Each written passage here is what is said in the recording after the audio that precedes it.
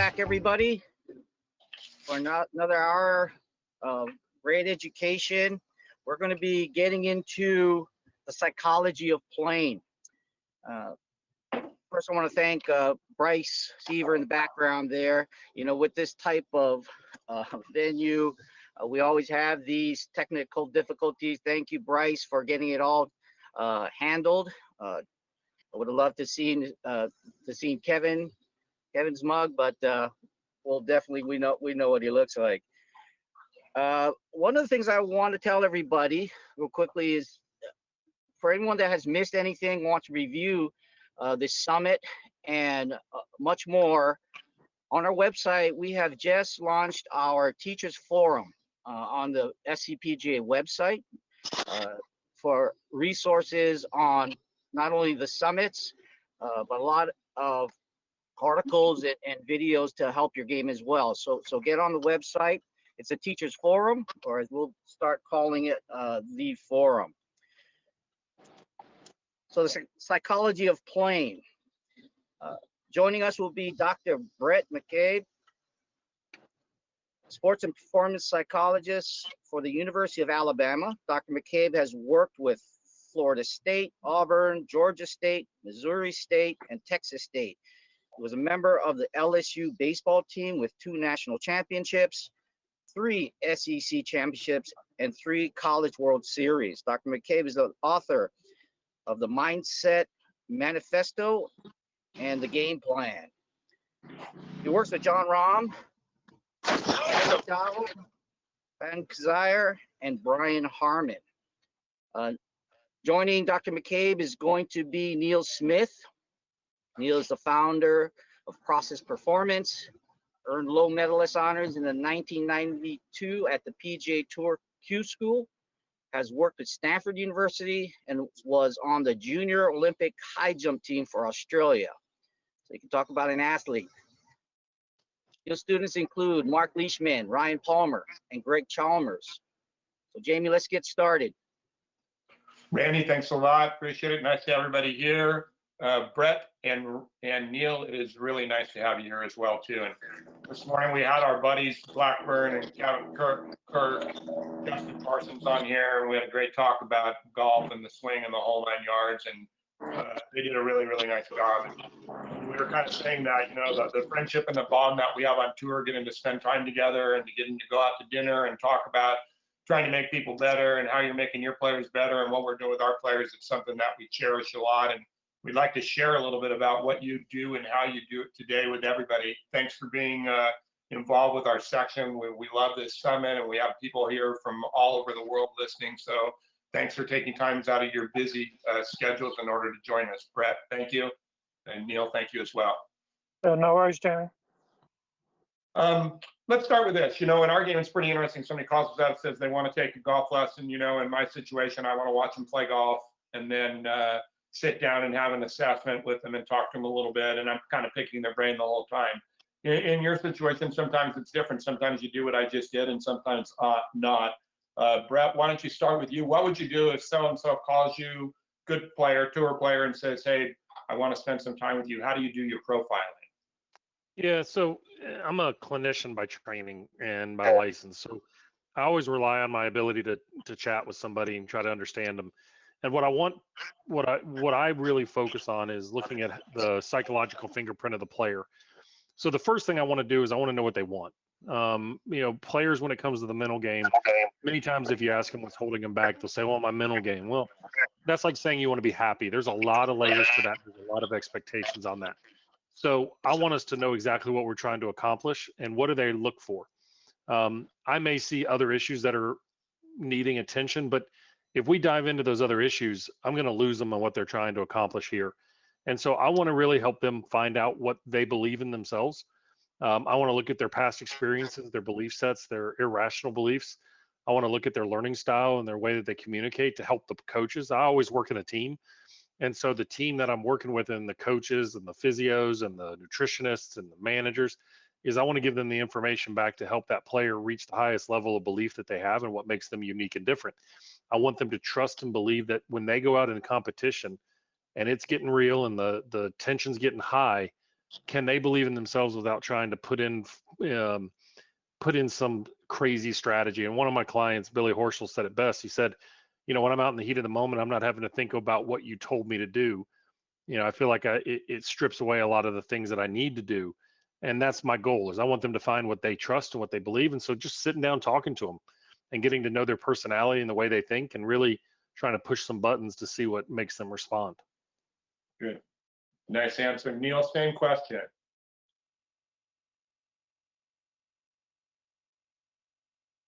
Neale still there audio wise? Brett, we're going to keep going. We'll figure out what happened with Neale.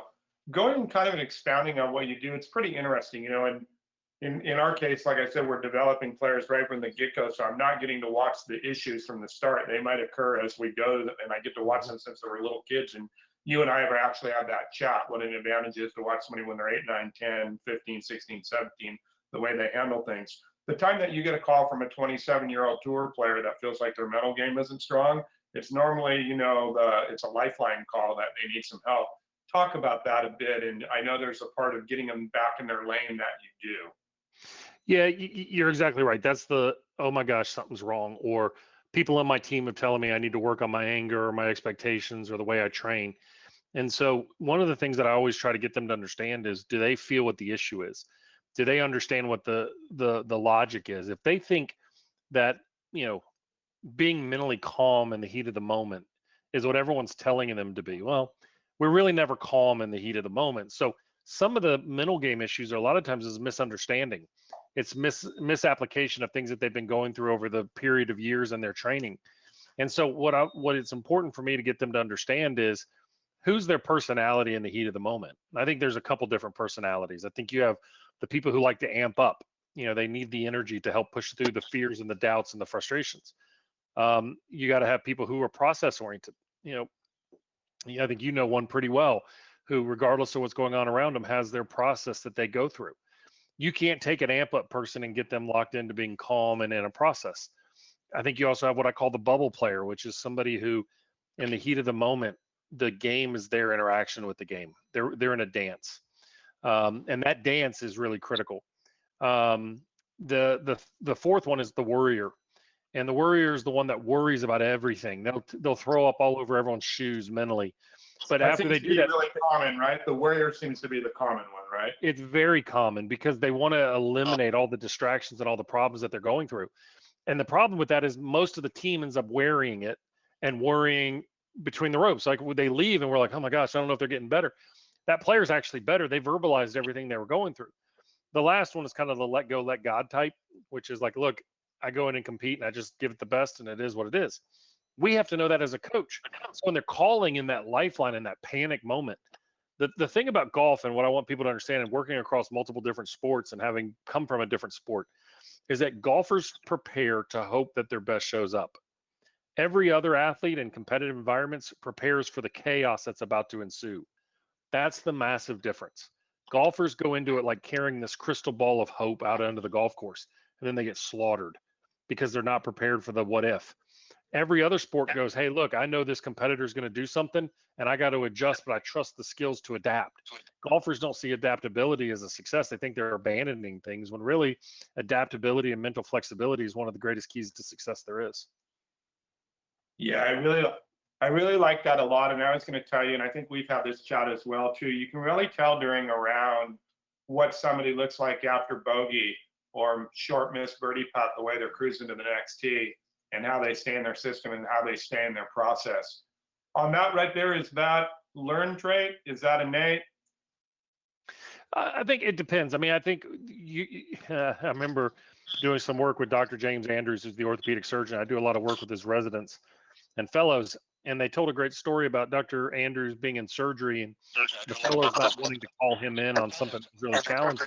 He walks in real calm and just fixes the knee and the bleeding, and walks into the kitchen, and they didn't have sliced tomatoes, and he just completely lost his marbles. So I think it's unique. I think it's where we assign ourselves confidence. If we believe we can handle it, I make a bogey, but I got 17 more chances. If we're not real confident in that situation, it's the sign of impending doom coming our way. And why do I always screw up? It's what do you believe you're capable of handling in the heat of the moment? That's what helps you succeed. So is it innate? I think it's more learned, but I think we have temperaments that can help us. And Yeah. those usually we look at our personalities. I mean, I'm not going to take somebody who's real chill and likes to sit around and drink a glass of red wine and read books and philosophy and think that they're going to be a high energy player. More than Yeah. likely, those are going to continue. Yeah. Like a real life trauma would be like Neale being on the call and falling off and then trying to get back. Neale, are you back there? Yes, Neale. I can hear you. All right. Was that a traumatic situation for a couple minutes? Brett and I were just putting you to the test to see if you came back in and you could still fire on all cylinders. Well, Neale, in the words of the immortal Ken Revisit, we have to compensate and adjust, right? yeah, exactly right. Neale, I've known you for a long time, and it's been a pleasure to watch your career, and it's been a pleasure to watch your work, and I love the way that you go about it. And we talked about this earlier in the segment today, but you are one of the few guys as well that are watching golf all the time. It seems like you and I have passed each other 1,000 times on the golf course in the last 20 years, watching players play, and I know you're watching. What are you looking for out there? Obviously, how they're preparing for each shot, how they're leaving each shot, and how they're walking between each shot. So I'll break the game into those segments pretty regularly as ways to look at areas to improve. So pre-shot preparation, post-shot review, what they're doing between shots, body language, obviously, how they're playing. If they've made 3 or 4 birdies in a row, what that looks like. If they've made 3 or 4 bogeys in a row, what that looks like. How they're interacting with their caddy. A lot to do with their walk in between shots, whether their eyes are down and what their posture looks like. That'll give me a good indication of where their attention is. But also just get a sense of, where the skills are at and, how they're playing and how they're managing themselves in the golf course. I think each day there's a process of self-management, game management, and course management. So, it's trying to check in with those things and see how that's going.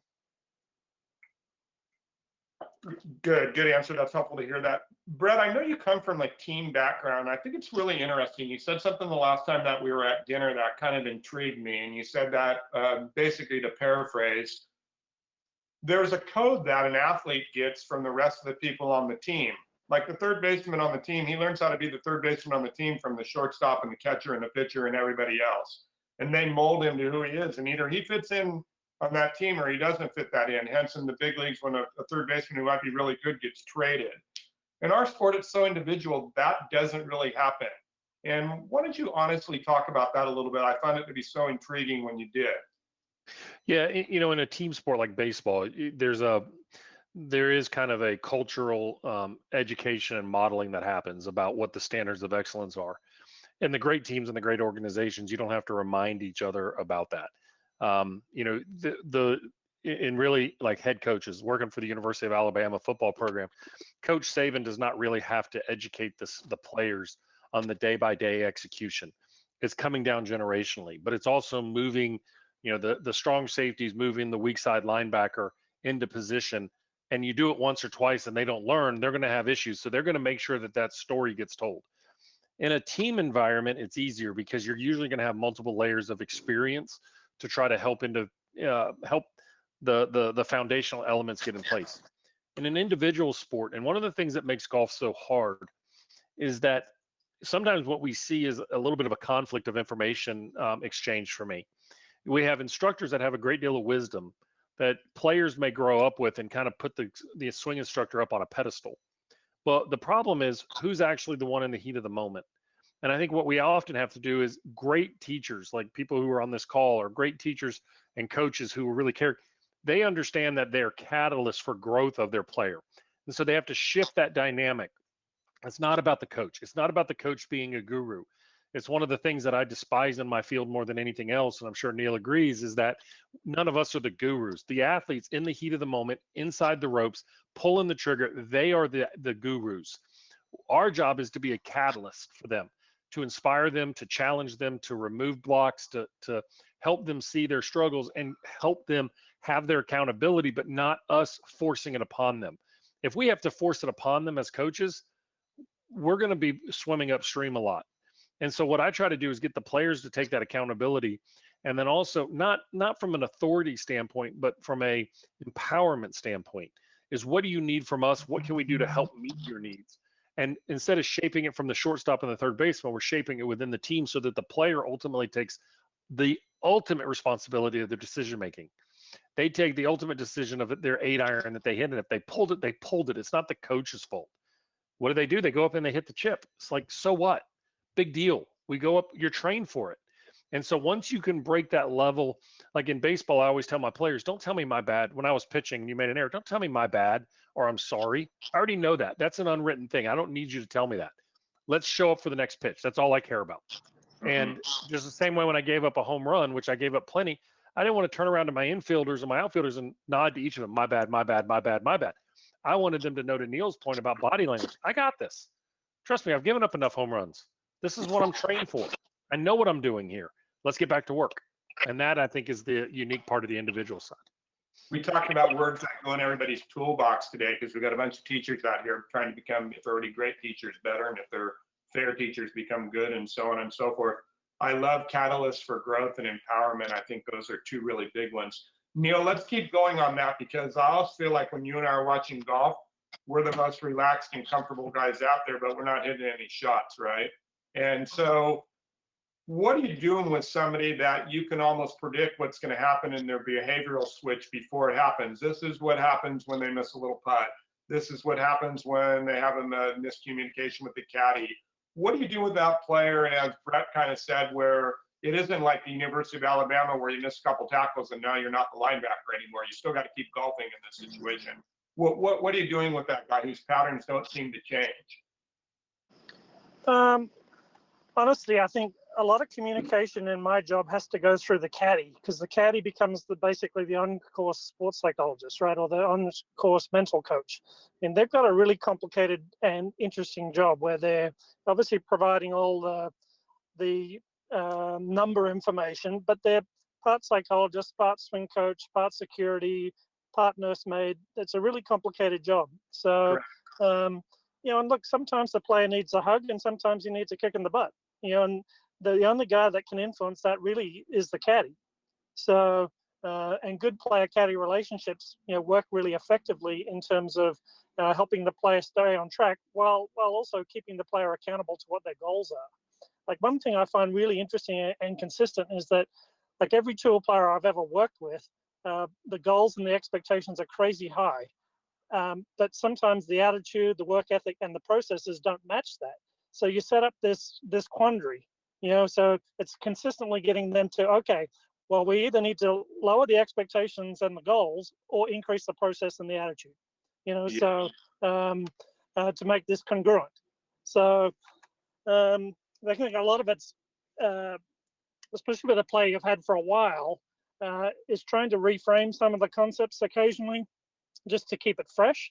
But also occasionally you might need to challenge them and, like, hey, you said you wanted this. This is what I'm seeing, and you're not really making the progress there that you've asked to do. So sometimes there's a little bit of challenge required, but also I agree with Brett in that the whole thing about a guru is not true. I consider my job is to provide quality information and work skillfully with the player and the team. It's up to the player then to take that information and help themselves become a better touring pro. I like the continuum of information, person, knowledge. If it just comes out the other end as more information, it's just going to clog up the system and make it worse. So the players got to process it, dumb it down, put it into a world that they understand the concept and make it work for them. Yeah, I like that a lot. I like the idea with the caddy, right? They're the air traffic controller, right? They got to try to fly and land the plane, So, yeah, and that is an interesting dynamic. And the players are interesting. To what we were saying earlier, Brett, they don't have that team code. It's their own little deal. Neale, I wanted to start with you on this one. Sometimes you have an idea of your player, what they want to do exactly mentally, and I think they have an idea as well, too. Then that doesn't go exactly the way that it should be in the heat of battle, and they get back out there and you're talking about it. It all seems like that the player's going through maybe like kind of a readjustment back to reality, which is, did they do what they were supposed to do, and why didn't they do that? Will you expound and talk about that a little bit? Explain that a little deeper. It's a red light and you ran through it. It's a green light and you stopped. We talked Oh. about that and you can't do that, but they did it, you know? Right. They Yeah. had a 2-foot putt on the last hole. We're trying not to look at the scoreboard and worry about the cut number. And they got a 2-foot putt on the last hole and they're standing over it and they don't go through the routine and they don't go through the process. Right. They don't go through the read sequence and they don't make it. And now you got them. It's 5 or 10 minutes later. Now that air traffic controller caddy hands them over to you, and whether you're the guru or you're, you know, Sigmund Freud or whoever you are, now you got to go back into reality. What goes on there? Okay, well, a couple things come up for me with it in relation to that question. So first thing is like, hey, welcome to being a human being. You're going to make mistakes. I mean, the whole game of golf is based around trying to do something well while avoiding mistakes. You know, it's like the statisticians in golf will talk about, it's not really about the number of high quality shots you hit, it's the frequency and the severity of the bad shots. You know, Correct. so, you know, most touring pros are going to generate, you know, 4 to 7 or 8 birdies a day. Now, what they do on the other holes will determine whether they've had a good round or not. You know, so understanding that, look, there's only certain things you can control in golf. I think that's important. And then look, if you consistently run through the red light, we obviously need to either change the strategy or increase the awareness of what are the things that lead to that. You know, so awareness is such a critical thing in this. You know, sometimes the habitual reaction isn't that effective, and you've got to catch something early before it spirals down the wrong road.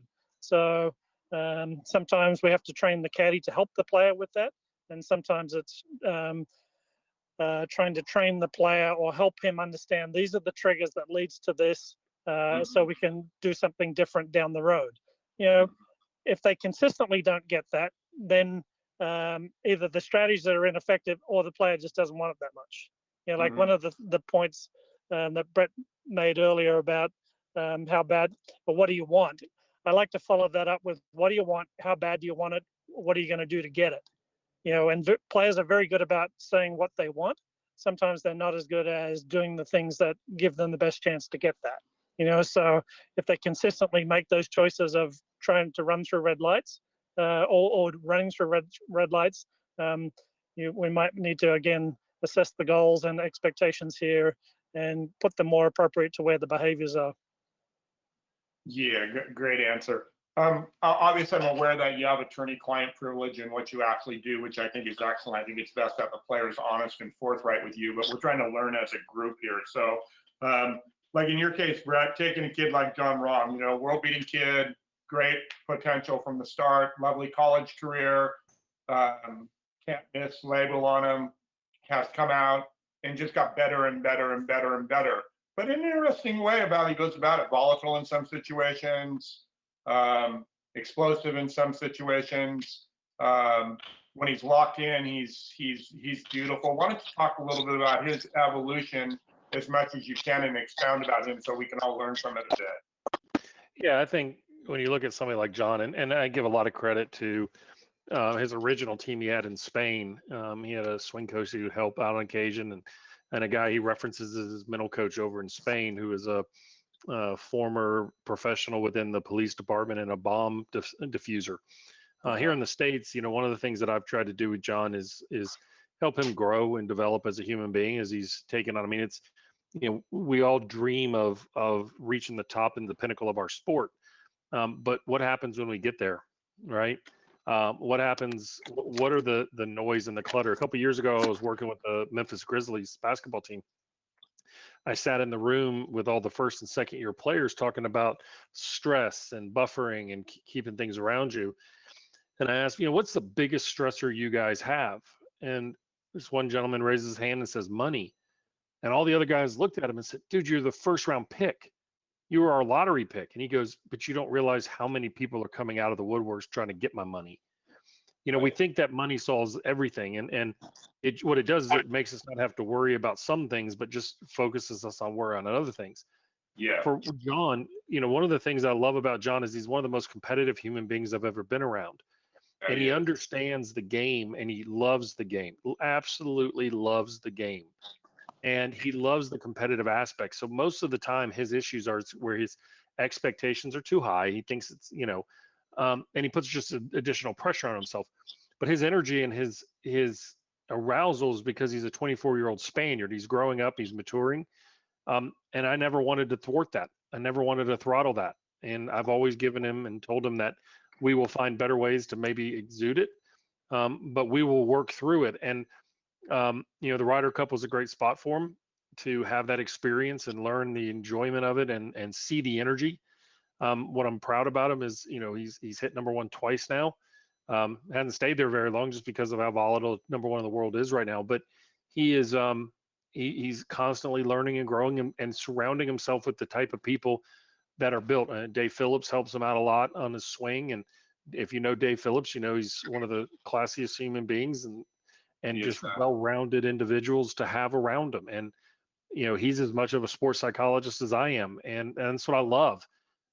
We challenge each other. We talk about things. I'm just excited to see where John goes. And I think, one of the things that I will say about this, I think is brilliant. And what Neale's talking about is, when you're working with somebody like a John, or you're working with like an 8-year-old on your range who's learning to play, we give them information. We have amazing insight. We see it. Oh, it's so clear, right?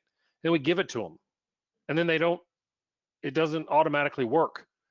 And where is it lost? Is it the information, or is it the translation? Is it the application? Is it the interpretation? And so one of the things I always try to get my players to do is say, hey, this is the spirit of what I'm trying to say. Tell me what you think it means back. And I use a lot of videos when I coach. I have videos I use in my video library from ESPN and 60 Minutes and TED Talks and everything. The reason is I'm trying to hit 2 or 3 different modalities or perspectives.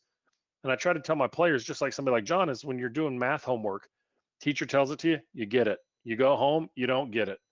But then you get it, then you move to the harder questions. Then the harder questions, you don't get it, you solve it again. And you just keep working that process. And what I love about John is he ain't ever going to give in. He'll just keep coming back at you, asking for more homework. And I think that's the thing that we got to look at. It's the reason why the top in the world do the uncommon things. Yeah, I love that. Neale, I'm intrigued by the performance pie model. I think it's very cerebral. I love it. Can you give everybody a couple-minute ticker on that, please? Look, it's just a model that I developed in grad school. I came from like a multi-sport background, and I'd really specialized in track and field as a teenager, and I'd put all my eggs in trying to become an Olympian. I'd been quite successful and had an injury-free run where it was really going well. I basically got into golf because I tore my Achilles, and that kind of ended my high jump career. So I trained diligently as a high jumper, and I'd understood that performance is a multifaceted concept, and there's many performance components. So basically the performance pie is 10 components that lead to long-term development, and it's basically mental game, physical stuff related to your fitness, technical stuff into understanding biomechanics and how your body and the club moves most efficiently. It's nutrition, and how that affects your blood sugar level and your ability to concentrate and your energy for the day. It's rest and active recovery, support from friends, coaches, family, equipment, quality practice. They're all parts of the pie on the outside, and in the middle of the pie is healthy and happy. So I'll take a player on an introduction, like when we have a first meeting, and part of my getting a sense to know that player is to take them through the performance pie and ask them to give themselves a rating out of 10 for each area of the pie. And typically there'll be some areas that are quite weak. If they're coming to see me, obviously the mental game will be some area that needs some help. So then we'll start to prioritize in each area some plans moving forward on how to develop those, with the goal in having a recipe for success in each component of the pie. Like one of the things that stood out for me when Tiger came in to talk to the team at Stanford, it wasn't the information itself, it was the clarity of the information. And it basically went along the lines of, I do this because of this. Like his sense of knowing in, I train this way because that's what's good for me. I have my equipment set up this way because that's what's good for me. The level of understanding there was very high. Like 2 concepts I really like in relation to the pie is know thyself, get thy shit together. And the performance pie gives you basic. One more time, loud and clear. Know thyself, get thy shit together. There's my new bumper sticker. So, and as we know thyself's like layers of an onion. You start this journey with yourself and the game, and you start on the outside layer of the onion, and you're trying to grow understanding and knowledge in yourself and how you play the game as you get better and better. Now, once you do become an elite player, it's respecting that recipe for success, knowing that there's going to be small gains you can make. That's more about performance maintenance. Now, as a young player, there's room in every area to grow and a lot quite quickly if you get thy shit together. So it's a multi-sport model. I've used it with all my clients over the last 30 years, and it's been quite helpful. The players that I've had a long time will often do some goal setting at the start of the year within the pie, and then do a review in the pie at the end of the year. And over time, they get a very clear personal encyclopedia about what their recipe for success is.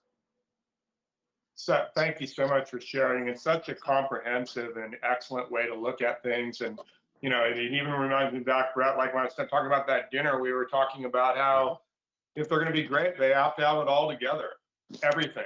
There might be little areas that are a little bit weak, but they've got to have it all together across the board, and they got to know what they were going to do. And then I was just going to tell everybody from, a lot of players have said that they've known Tiger from watching Tiger practice at Hartwell Golf Park when he was 4, 5, 6 years old, and I was 17 or 18 or 19 years old trying to win money on the putting green off of everybody out there, watching how clear he was about going out to hit pitches and putts, and watching the first pro saying, if I tell Tiger to do X, he does X. He doesn't do Y, he doesn't do Z, he does X. And then watching him through his developmental years with John Anselmo and becoming the best player around here and becoming okay and winning the juniors and the amateurs. And then watching the transition to Butch, and then obviously watching all the other stuff with John Cook being his good buddy and getting to watch him forever. I think what you just said there about his clarity, nobody's ever stated it like that before. But if I can tell you, if he is the GOAT, he's been more clear on anything. And that kind of fast forwards to Patrick getting to spend some time with Mr. Nicklaus and talking to Jack about what it meant to be the greatest player, and Jack influencing Patrick. He's very clear as well.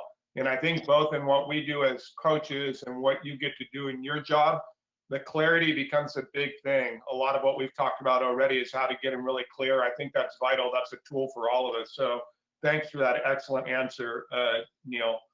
I want to do some quick hitters. Brett, most important quality for a player, if you're taking a look at it, is there one most important quality? Ultimately, I think self-belief is the most powerful thing we have, right? From self-belief, then you have the ability to adapt and change, and you're not fixated on doing it right, because you can leave what is right behind to get what's done functional. To that point, it also allows them to maximize what they have each day versus trying to catch their best or their phenomenal or that magical day. So I would say self-belief. I know it sounds like a crazy answer, but because it seems like such a a common answer, I would, if we want to go a little bit deeper than that, I would say that mental flexibility is critical, and the ability to adapt and adjust to an ever-changing environment is critical. Would you repeat the last part of that sentence? It was excellent. Yeah, oh God, I hope I can remember it. So mental flexibility is allow people to adapt and adjust to an ever-changing environment. Yeah. Can they get out of the, can they deal with the rain delay? I'm in my office typing right now. Yeah. Neale, same thing for you, just a quick hitter. Is there one word or is there one concept?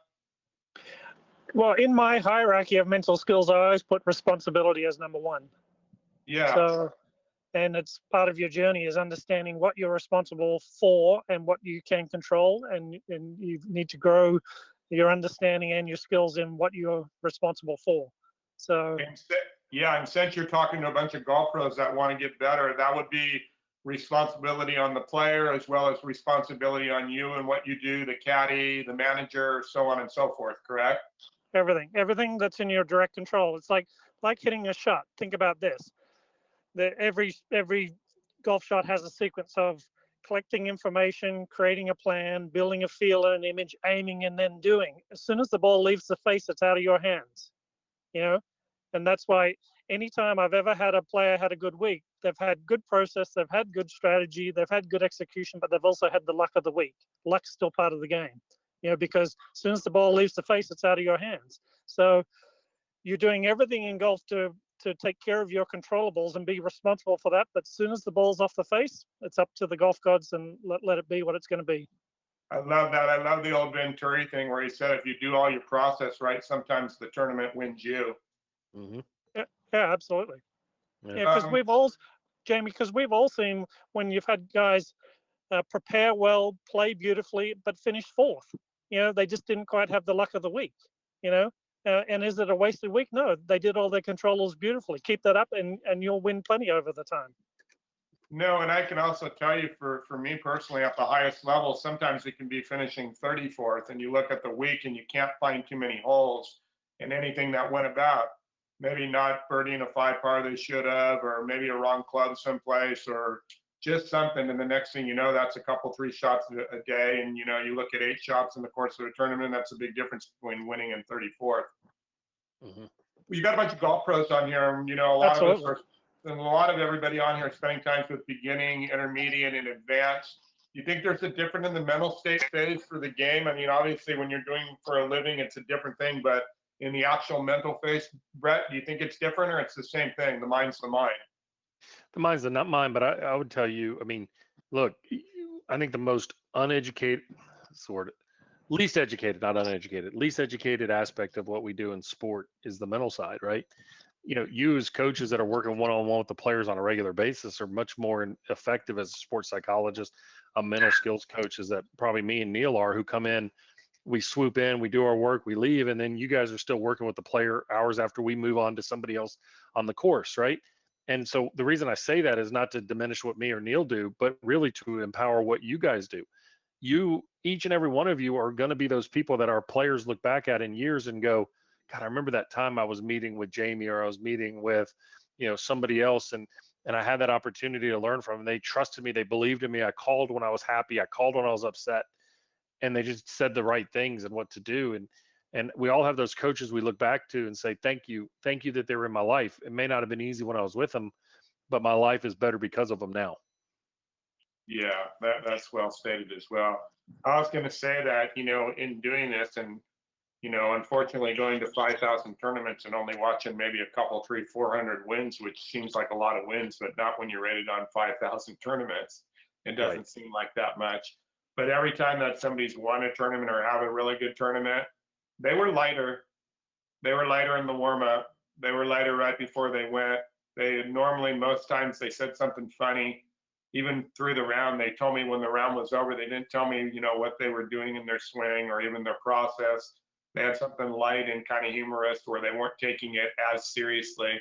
It was still serious out there for sure, you know, and their heart was beating. When John Merrick won the LA Open, I remember us running up those stairs. You know, there's 68 stairs from the 18th green at Riviera to the putting green. And when he came up to the top of the thing, he said, my heart's beating, you know, 100 times a minute. And I go, well, it's been doing that all week. That's 68 stairs. And we started laughing. And he goes, what's going to happen? And I go, well, it looks like you're going to be in a playoff or you're going to win. And he said, are you sure? And I said, yeah, I'm pretty sure. And he goes, well, what should I do about my heart? And I said, well, why don't we have a peanut butter and jelly sandwich and a glass of water and chill out and hit a couple putts and say some funny things. And he goes, well, what should we do to warm up? And I said, let's hit a couple foot putts. And we both laughed. And then sure enough, you know, fast forward a half hour, he's in a foot putt to win the tournament. So can I add one thing too? Because Neale said something that was so great about systems, and I know you do too. I've been the coach that I played for in college, won 5 national titles in 10 years. And I've been around Nick Saban, who's won 6 national titles. And I work on a daily basis in his program. One of the things that the best of the best do is just exactly what you said. They do the little things really, really well. You know, a lot of times we focus on the really shiny stuff, but it's the sweeping of the floors, it's taking care of the business, and your ability to laugh and joke with John as he's in that moment shows you that it's like, look, it's that little thing that said, hey, we didn't have to go into a meditative session, okay, we didn't have to over embrace it. Instead, we just made it normal. The best of the best, you know, the Nick Saban is influenced by Bill Belichick, whose whole saying is do your job. If we all do our jobs, we don't have to worry about it. And I tell every one of my players, to Neale's point about responsibility, is make sure you thank your hotel maids, because nobody pays attention to them. Everybody looks at the front desk people at the Ritz-Carlton, but who makes your stay incredible is how clean your room is. Have a responsibility for everybody and look at the smallest elements. There's no dust behind your coffee machine because they pay attention to the little things. That's what separates, and that's what makes the process so great. Couldn't agree with you more. Neale, you want to touch on that a little bit? Yeah, like I would say, like I've done this for a long time now. Like I've been a full-time consultant for probably 20 years and worked with many tour players as part of a team. And I would say most of the coaches that were the technical and or the golf coach, they're all master sports psychologists themselves. And so it's always interesting to work within that environment as hired as the sports psych consultant, while the player's already getting some master sports psychology work often from the golf coach. So but also think that you meet the student where they're at and help them along their journey with themselves in the game. So if they're entry level, you start there and you move forward. If they're number 10 in the world and want to get to number 1 in the world, you meet them there. And I think it's always helpful to understand the context of the situation of the player. Do your due diligence and trying to understand that context as clearly as possible, and then help them move along. Doesn't matter if they're beginning or elite. Like everyone's got a certain context, and you try and understand that as clearly as possible, and then work within that context of the situation to help them move along with the journey of improving themselves and the game. Yeah, I love it. We all say this one, but I think when you really think about this, I got this, meaning I got it. Like when you're going to come out and I'm going to watch you play golf, I got what I'm going to tell you. And if I don't know, I'm going to tell you I don't know, and then I'll go find the answer, but I got it.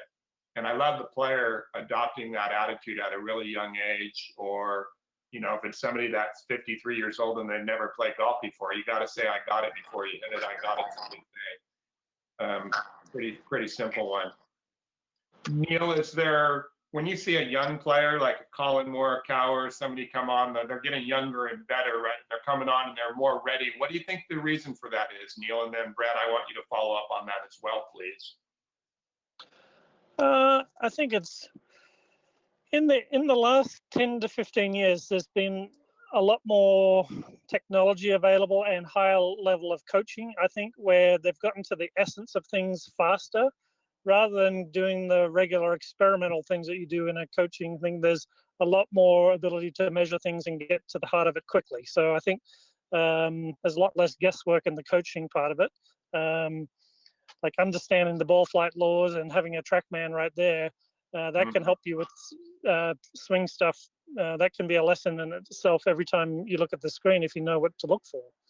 So I think the coaching's getting a lot better, and I just think in general all the key performance areas, the information's better, and also especially in golf, it's very motivating, I think, for young people to see players be able to make a good living doing it. I grew up in the era in Australia where Greg Norman was number 1 in the world, and all of us looked up to Greg of like, man, he was really successful and has made a really good living in the game. So there's other sports where unfortunately that's not the case. So I think it's pretty motivating to be a good golfer. There's much better information, and guys are coming out earlier and younger, ready to play. I was quite young when I got on the tour at 26.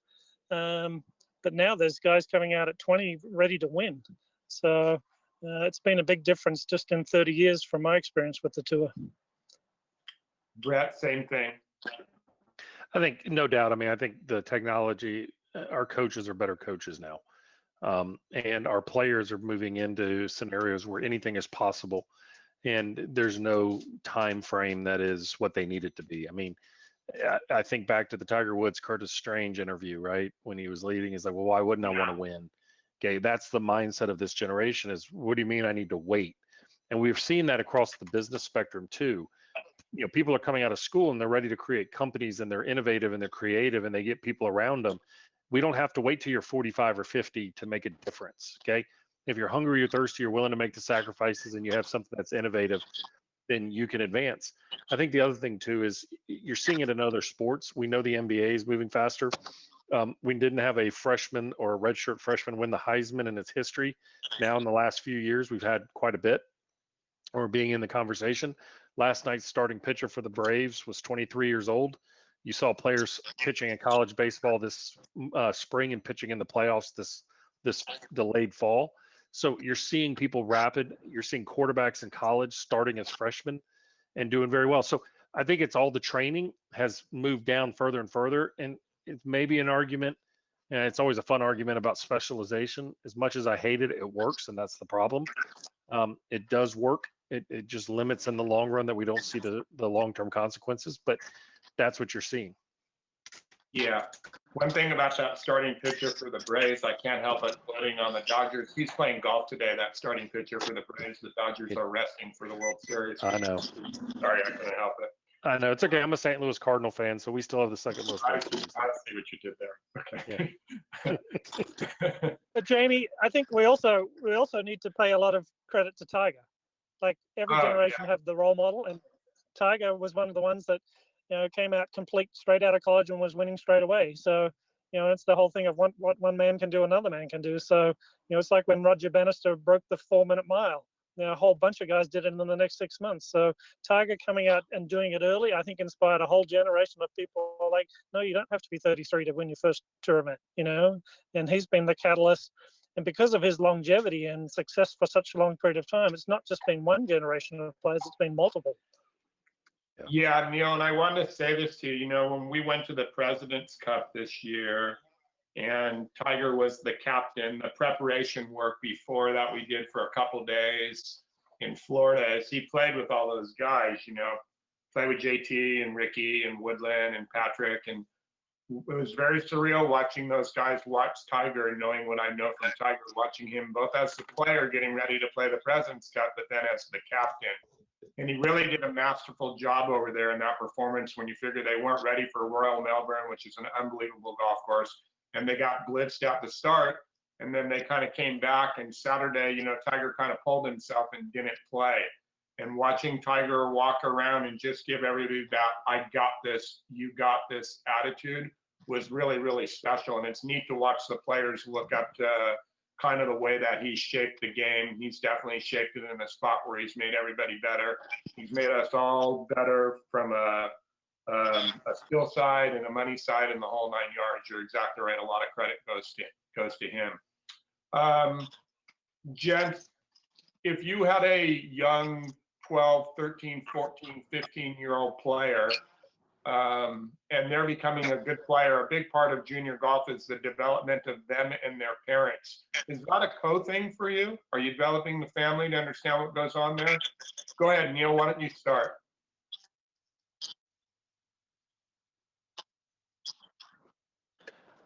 Yeah, look, I really encourage parents to be involved in the sessions, but also make it clear that they're an invited guest in my workspace. So it's really important for them to understand the information and the concepts, but if they're going to be an interrupter and or negative influence in there, but they're going to have to leave that environment, so, because especially if we're out on the course, you're welcome to come, but it's about my relationship with the student and working with them well. And if they can facilitate that, great. If not, it's just going to be me and. Yeah, it might have clicked off a little bit there, Neale, at the end, but I think we got the best. Brett, going on that as well too. I was trying to parents an interesting. So, but I think one of the biggest things for parents, like the biggest gripe I've ever got from junior golfers, is the car ride home after the tournament. The kids describe it as an enclosed interrogation chamber. Yeah, I think that's well stated. People will ask me a lot on the parents, and they'll say, what's the best thing you can tell a parent? The player needs a dad and a mom, just like they need a golf coach or a sports psychologist. Brett, can you expound a little bit on your background as a pitcher? Because I think that. Yeah, and I'd also add, Jamie, can I? Go ahead.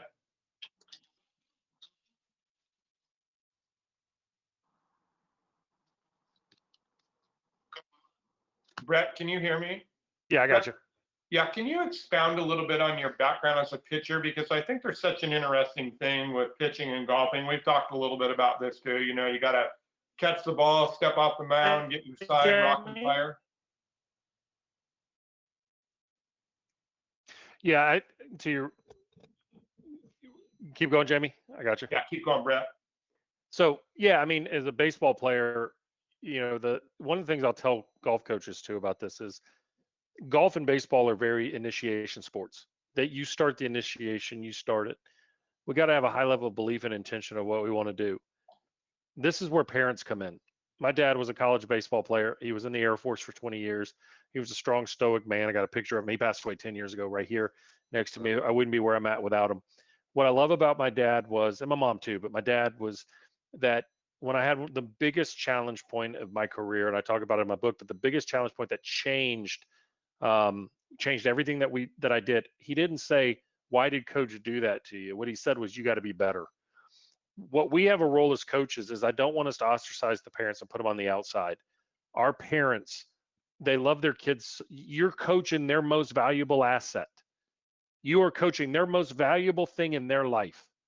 So work with them, teach them, and mold them. Let them understand their role is very powerful. If it wasn't for them to get these kids to practice every day and so on, right?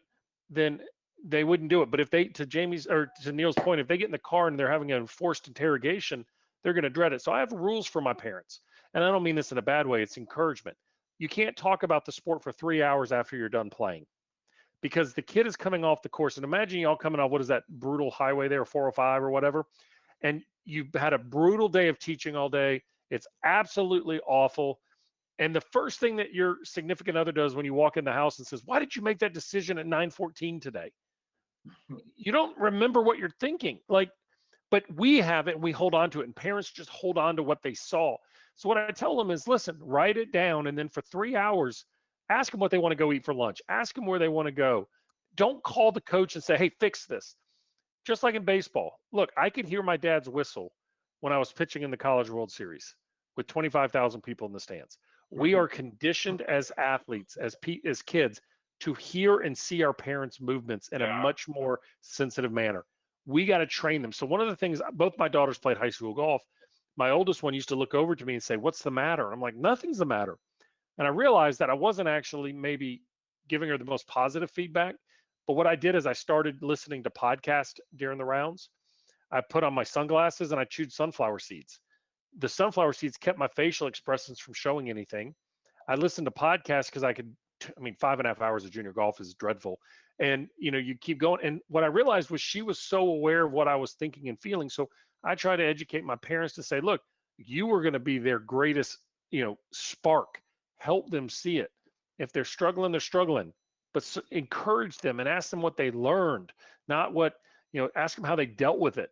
And reinforce that even if they have the worst day of their life, that they didn't quit. And my daughter's a perfect example. My oldest one, she had the worst tournament of her life, shot like 115 one day, and she was an even par shooter. She just went to hell in a handbasket. And she made a hole in one that day, which is even more concerning that she shot, but anyway, that's what she'll say. But framed in her room is the scorecard with the ball with 105 on the scorecard with a hole in one on the hardest par 3 on the course. What did she learn? She didn't quit. She kept going. She won her region and she did a lot of great stuff as she got older, but she had to wear it a little bit. Yeah. Yep. Neale, you want to add to that? Neale, can you hear me? Brett, we're going to keep going, okay? Yeah, absolutely. If we're having a challenge, I got a couple more things. Can you tell when a player's in I'm going to give you one funny one before we go into that. So I'm not a big question guy, as you imagine. I don't like to, when we do stuff like this, to have a lot of questions written out, but there was some stuff that was written out. And I think our culture at the club, everybody's excellent. They do an amazing job and they're trying to prepare me for everything that we do. And so the first question for the mental session was, number one, everybody poops. Yeah. Yeah. And I tell my players too, to be funny on that line. I've told them many times, sometimes you think you're going to fart and you actually crap your pants. That happens in the golf course too. Yeah. Sometimes you think, oh, I'm just going to let this one go. And you realize, oops. I get it. Yeah. It happens. I think we can all relate to that. As you get older, more than others. Neale, are you back again? All right. Well, I can hear you. Can you hear me? Yeah, we can hear you now, Neale. Neale, we're going to go to the last question. Jamie. Yeah. Jamie, just one thing. like about the parents. I think the debrief with the parents can be really helpful, but never in the car ride on the way home. Yeah. And basically in the category of what went well, how can we maintain it? What didn't go so well, what do we need to improve? And then what did we learn that's going to be good for down the road? Yeah, or shorten that, Neale, let's go get some yogurt, right? And forget about it, right? Regardless whether they won, lost, or draw, right? Well, I think the parents can really help when there's a criteria for success other than the score. You know, if they can reinforce good process, good attitude, good sportsmanship, I think that's critical for junior golfers.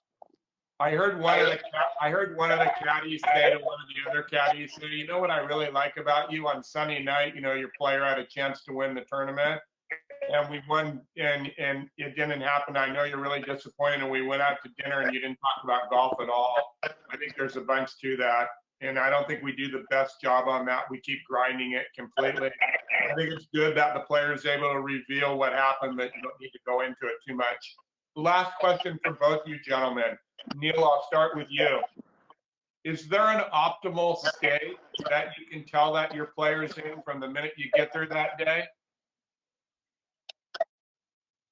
I wouldn't say optimal, but you can tell when the player's in a good place. Now, one of the challenges about golf is, can you maintain that from, you know, for 6 or 7 hours by the time you get to the course, go through your whole warm-up process for body and skills, and then keep that through 5 hours of tournament golf. It's a real challenge to maintain that. Even if they started in the right place, can they maintain that during the day? You know, and you're doing this dance with yourself about, you know, where your skills at, how the days are going, and trying to give yourself the best chance to, you know, perform well. So, but I think part of the know thyself is, if you're not in a good place, doing everything within your control to try and change the freeway that you're on. You know, and then if you are in a good place, doing whatever you can to try and you know, stay on the right freeway and keep moving forward. Great answer. Brett, same. I don't think there's an optimal state. I think it's answering the bell every day is the optimal state. Yeah. And I think one of the things we have to train our athletes and everything is that you have and I learned this from the band director at the University of Alabama. I was doing a podcast with him, and it was really mind blowing, because he said, when you're a musician, you know the music, everything's under your control. And so you automatically think that every day is going to be your best day. But by definition, your best is a once in a lifetime experience. So let's find the best that we have available to ourselves today and make the most of it that way. That's what I want my players to be, is, you know, one of the quotes I love that one of my players told me was like, crap, I've been on the cut line twice on Friday and got lucky to make the cut and damn near won the tournament. I took what I had and made the most of it. That's the optimal to me, is that they take what they have every day and make the most of it. Yeah, that's the great Amy Alcott. I can win when I'm sick, and I can win when I'm healthy. Yep, 100%. Neale, Brett, I wanted to say to you, and getting to do this, I knew we were going to do a mental segment. A lot of the people in our section asked for this. We had people all over the world that's kind of clued into this call, and it's just such a pleasure to be friends with both of you guys. I have the greatest amount of respect for the both of you and what that you do. It's a pleasure to be able to spend time on the road in our life. I know we all feel lucky in order to do that. Thank you both for being so good what you do. And I really thank you from the bottom of our hearts for making everybody better at their craft. That's what it's all about. We keep getting better. The game gets better. Good luck to both of you in the future. Keep doing the wonderful things that you're doing. It's been fun to watch. Thank you. Thank you. Next time, dinner's on me. All right. Neale, Thank you, Jamie. Thank you very much. See you tomorrow. Okay, we'll look forward to it. Randy, we'll turn it back over to you. Thanks, John. Thanks, Jamie. Thank you. Thanks, Jamie. We'll see everybody. Thanks for tuning in, and we'll see everybody tomorrow morning at 9 o'clock. We're going to have the best of our section, starting with Rick Sessinghouse, and he's going to talk a lot about how he's developed, you know, Colin coming on up, as well as Bob Madsen, Tasha Bullock, and myself on the business of teaching. So thank you. See everybody tomorrow morning.